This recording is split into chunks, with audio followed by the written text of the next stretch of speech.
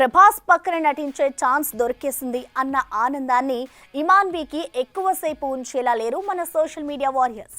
ఇప్పటికీ పాకిస్తాన్ నటి అన్న ట్యాగ్ వేసుకొని టాలీవుడ్లో చక్కర్లు కొడుతూ కాసింత నెగిటివిటీని మూటగట్టుకుంది ఈ అమ్మడు. దీనికి తోడు ఇప్పుడు పెహల్గాం ఎటాక్ రూపంలో మరోసారి నెటిజన్లు పనిగట్టిగానే దొరికింది. ఏకంగా సినిమా నుండి తొలగించాలంటూ రెచ్చిపోయారు. దీంతో అసలు నాకు ఆ దేశానికి ఎలాంటి సంబంధం లేదు ముర్రో అంటూ ఇలా లెటర్ని వదిలింది ఈ డార్లింగ్ భామ.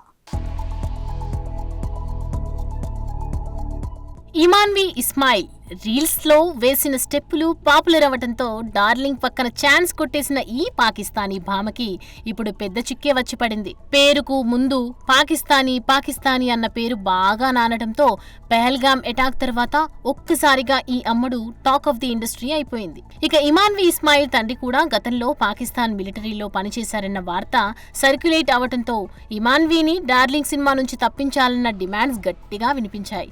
దీంతో కంగు తిన్న ఈ ముద్దుగుమ్మ నాకు వాటికి ఏ సంబంధం లేదు, నన్ను వదిలేయండి మొర్రో అంటూ ఇలా లేఖని వదిలింది. తమ పూర్వీకులకి పాకిస్తాన్ తో పరిచయం ఉండేదేమో కానీ తన కుటుంబానికి పాక్కి ఏ సంబంధం లేదని, కేవలం పడని వాళ్లే ఇలా నెగిటివిటీని సర్క్యులేట్ చేస్తున్నారని, తాను ఇండో అమెరికన్ అని తేల్చేసింది.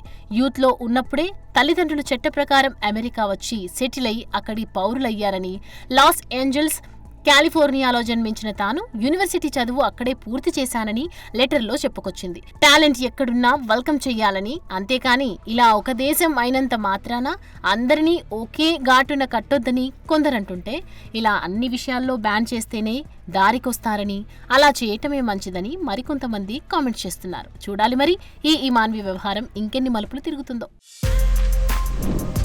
For more videos like this, subscribe Big TV channel.